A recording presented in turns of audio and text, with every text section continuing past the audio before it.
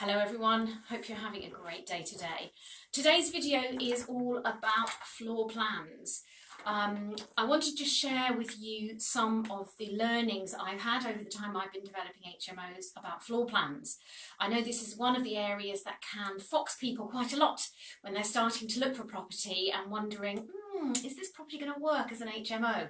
So here's a few tips for you today if you are starting to look around houses and wonder if they're going to work as an HMO. The key to start with is to download the floor plan from the estate agent. Now this is not an estate agent floor plan.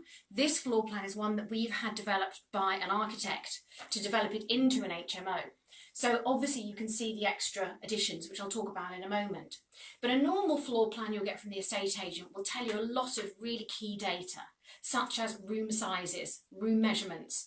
That's very important if you're going to create a 5-bed HMO or bigger, because for licensing you'll have to meet minimum room sizes.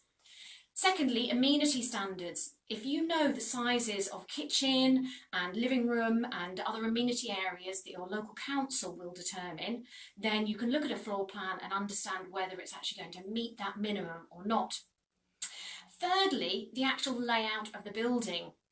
Now we've found the best properties for HMOs tend to be older properties because the way that the rooms are organised is very often they're back to back. So if I show you this layout again, you'll see when you come into the property, there's a room here on the left, there's a back living room, which we're turning into a bedroom, and upstairs you've got 3 rooms that come off a central corridor.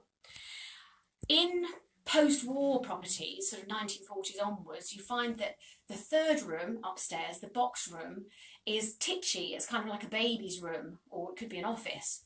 But that's not suitable if you're going to create an HMO out of it, unless you can move the wall from the 2nd bedroom. So one consideration with post-war properties is to think about whether it's going to cost too much money to alter that layout to make the rooms of an even size. Another thing you want to be looking out for in floor plans is if you are going to be putting in en suites, such as we have in this property, all of the rooms are going to have en suites. Where are the services going to go? And when I first started doing HMOs, didn't even think about this one. But it's worthwhile having a look at the footprint of the property to find out where the manhole cover is, where the sewer goes. These are all the lovely things we have to do when we're doing HMOs, so that you can make sure that if you're putting in en suites, you've got the facilities to be able to lock into that sewer and understand the direction of the pipe work. So that's an important consideration as well. And then the final thing is to understand when you're looking at a plan, and you may have one drawn up by an architect or an architectural technician, once you've decided that's the right property for an HMO, the next thing to be looking at in your floor plans is the detail of where your services, what we sometimes call mechanical and electrical items, are going to go. The radiators, the sockets, if you're going to be putting in new windows, where the doors are going to go. If, for example, you're putting in a new stud wall, where's the new door going to go? These details, the sooner you get them onto the floor plan, the better. Because I've done projects in the past where you don't go into that level of detail soon enough, and then you find you made a big mistake on the sizings or the layout or the furniture. So floor plans need really careful consideration.